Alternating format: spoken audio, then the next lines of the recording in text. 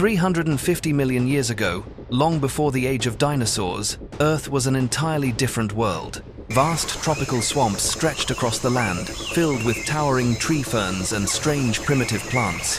High humidity and an oxygen-rich atmosphere created ideal conditions for life to flourish, though not the kind of life we know today. The Carboniferous period was a bizarre, almost alien age, ruled by giant insects. Endless swampy rainforests absorbed carbon dioxide through photosynthesis and released enormous amounts of oxygen into the air. Oxygen levels soared to about 35%, roughly 1.5 times the safe threshold for humans. This abundance of oxygen became a powerful fuel for living creatures. In this primeval jungle world, it was the perfect time for early vertebrates, life animals still evolving and not yet fully adapted to life on land, as well as for invertebrates that grew to astonishing sizes. It was the era of monstrous centipedes as long as a car, dragonflies as large as hawks, and spiders the size of a bulldog. The Carboniferous was truly the age when giant insects ruled the earth. If you somehow wandered into a Carboniferous forest, your first sensation would be dizziness and blurred vision. The air was so oxygen-rich that even a single spark could ignite a piece of damp wood. Looking down, you'd find your feet sinking slightly into the boggy ground, a hallmark of this wet, swampy climate. But the most striking sight would be above you. As you gazed upward, you'd see creatures like birds in flight, their wings beating with a thunderous buzz. These were Paleodictyoptera, enormous flying insects with an average wingspan of about 40 centimeters, and some individuals reaching 55 centimeters, nearly 10 times larger than most modern flying insects. In addition to their two main pairs of wings, they possessed small extra winglets near the head, likely aiding in flight stability. Their mouthparts formed long beaks for feeding on tree sap. Despite their huge size, they were harmless, interested only in the nutrient-rich resin of ancient plants. In stark contrast stood Pulmonoscorpius kirktonensis, DOK, the largest scorpion in Earth's history, stretching up to 70 centimeters long.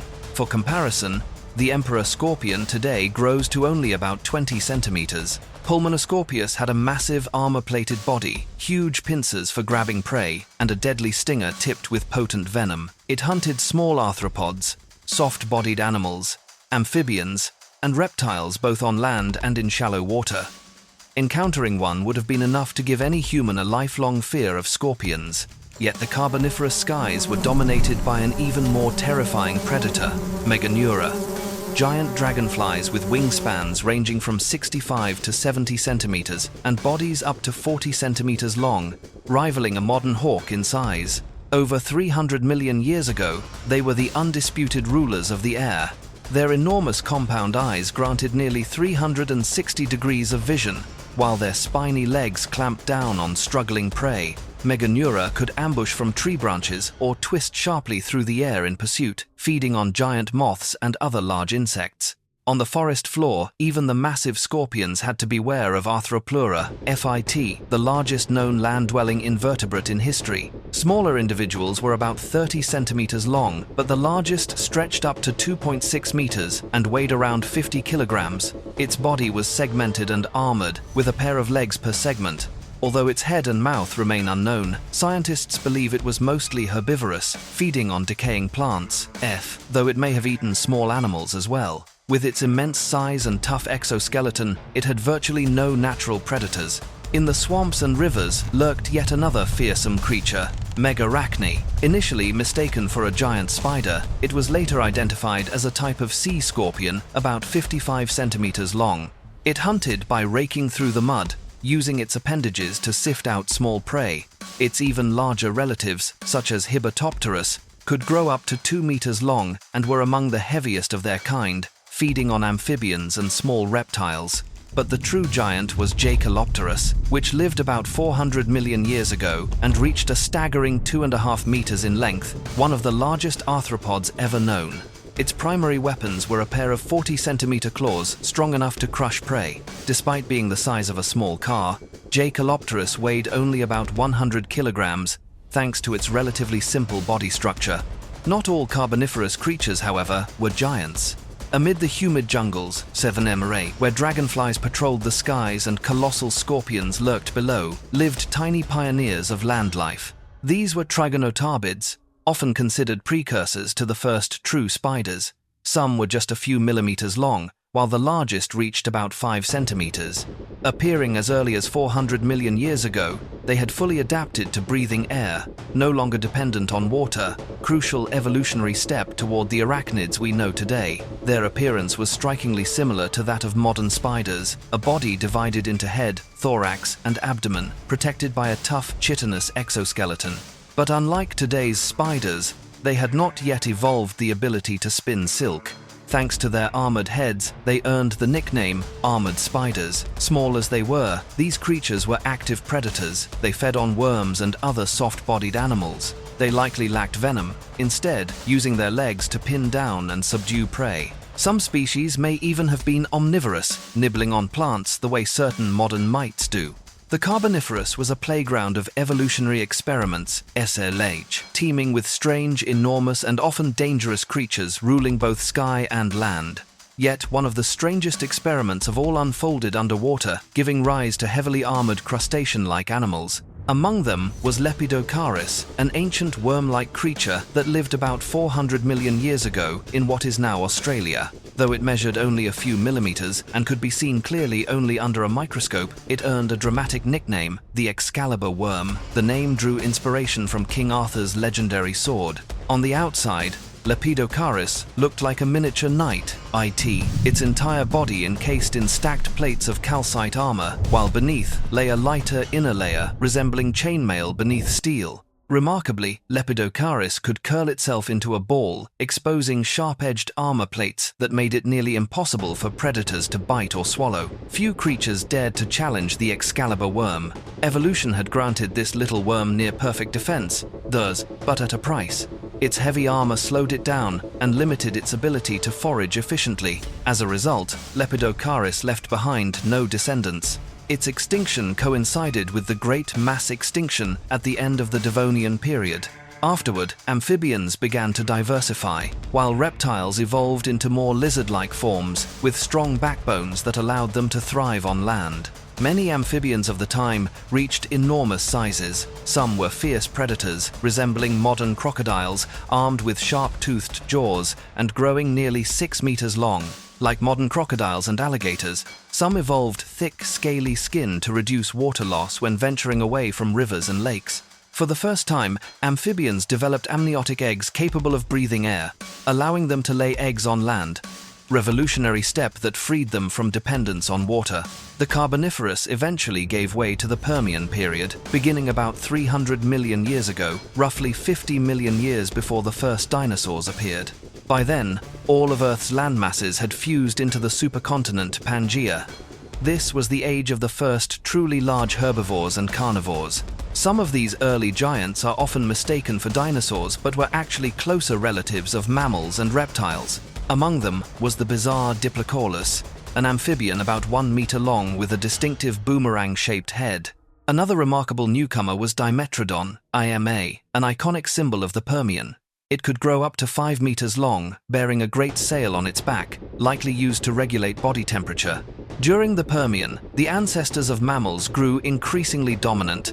The largest of these were the Gorgonopsians, AIF, huge bear-like predators with highly specialized teeth suited for various functions. They included both herbivorous and carnivorous forms, ranging in size from under 1 kilogram to over 1 metric ton. In the oceans, true bony fish thrived and diversified. Sharks, rays, sponges, and corals flourished as well. On land, insects evolved new mouthparts to feed on nectar. But around 252 million years ago, the Permian abruptly ended in a cataclysmic mass extinction. In 2001, scientists uncovered chilling evidence. A massive comet or asteroid, similar to the one that would later wipe out the dinosaurs, may have ended the reign of these prehistoric reptiles. Helium and argon trapped within carbon deposits suggested an extraterrestrial origin. The impactor is estimated to have been 6 to 12 kilometers wide, releasing energy 1 million times greater than the largest earthquake of the past century. At the same time, enormous volcanic eruptions shook what is now Siberia and China. For more than 1 million years, over 3 million cubic kilometers of lava poured across the Earth, blanketing the land beneath layers of rock up to 10 meters thick. The combination of asteroid impact and volcanism created a devastating double blow. The result was what we now call the Great Dying. ROST, the largest mass extinction in Earth's history. Roughly 90% of marine species and 70% of terrestrial species vanished. This catastrophe at the Permian-Triassic boundary, about 252 million years ago, opened the door to the Mesozoic era, ICC, the Triassic, Jurassic and Cretaceous periods, which together spanned 186 million years. During the Triassic period, the supercontinent Pangaea still dominated the planet, mostly a scorching desert surrounded by the vast Panthalassa Ocean. Dinosaurs began to emerge from the middle to late Triassic. When we think of dinosaurs today, we often imagine giants like Tyrannosaurus rex. But new research shows that dinosaurs, 99, and their close relatives, the pterosaurs, descended from surprisingly tiny ancestors. Evidence comes from Madagascar, where paleontologists discovered Kongonophone kelly, a small reptile that lived about 237 million years ago. Standing only 10 centimeters tall, it represents one of the earliest and smallest known members on the dinosaur family tree. By the time the first dinosaurs appeared, the Triassic marked the rise of archosaurs and therapsids. For reasons still unclear, archosaurs gained a decisive evolutionary edge, outcompeting their mammal-like relatives and giving rise to the earliest true dinosaurs, such as Eoraptor and Herrerasaurus. Dinosaurs soon split into two major lineages, Saurischia and Ornithischia. Eoraptor, at the base of the Saurischian branch, measured just 91 centimeters long and weighed about 11 kilograms. It had long legs for swift running and sharp claws on its forelimbs to seize prey. Herrerasaurus evolved further, with specialized jaw joints, a large skull full of sharp carnivorous teeth, and a body averaging 3 to 6 meters long. Each hand bore 5 short, blunt claws. Another early predator, Staurikosaurus, reached about 2 meters in length, with a skull nearly as long as its femur and 13 to 14 sharp teeth lining both jaws. Its forelimbs were short with 5 fingers, while its long hind legs made it a fast runner. Weighing around 30 kilograms, it was small but likely capable of tackling prey larger than itself. Eoraptor, Herrerasaurus, and Staurikosaurus showcase just how rapidly predatory dinosaurs evolved about 225 million years ago. Alongside them, the first herbivorous dinosaurs also appeared, such as Pisanosaurus, which was about 1 meter long and weighed 2 to 9 kilograms, with tightly packed teeth forming a continuous cutting edge for slicing plant material. By the end of the Triassic, fossil evidence shows that at least 15 different dinosaur species had already emerged. As Earth entered the Jurassic period, the climate shifted from hot and arid to warm and humid. Lush forests of ferns and conifers blanketed the planet, while tropical winds swept across a greenhouse world. Early in the Jurassic, Pangaea began to break apart more rapidly. In the north, Laurasia split into North America and Eurasia. To the south, Gondwana fractured by the mid-Jurassic, with Antarctica, Madagascar, India, and Australia breaking away from Africa and South America. Vast new oceans flooded the continents, mid-ocean ridges rose, and sea levels climbed, drowning lowlands. This influx of water created a subtropical, humid climate. Once barren deserts began to turn green. Cycads and palm-like conifers, such as Araucaria and other towering pines, thrived across Jurassic landscapes. The oceans teemed with life: long-necked, paddle-limbed marine reptiles like plesiosaurs, gigantic sea crocodiles, sharks, rays, ichthyosaurs, ancient squid, coiled ammonites, sponges, snails, and other mollusks. Coral reefs expanded rapidly in the warm waters, while plankton bloomed in such abundance that they could turn entire seas a rusty red. By the late Jurassic skies, the first true bird, Archaeopteryx, had appeared, likely evolving from small coelurosaurian dinosaurs.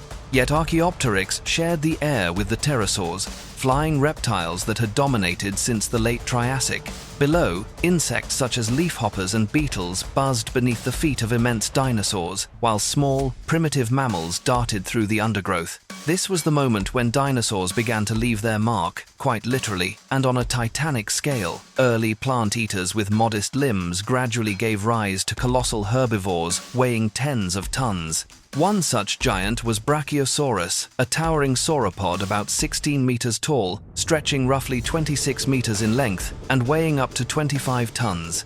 Another, Diplodocus, could reach 27 meters long and weigh between 30 and 50 tons.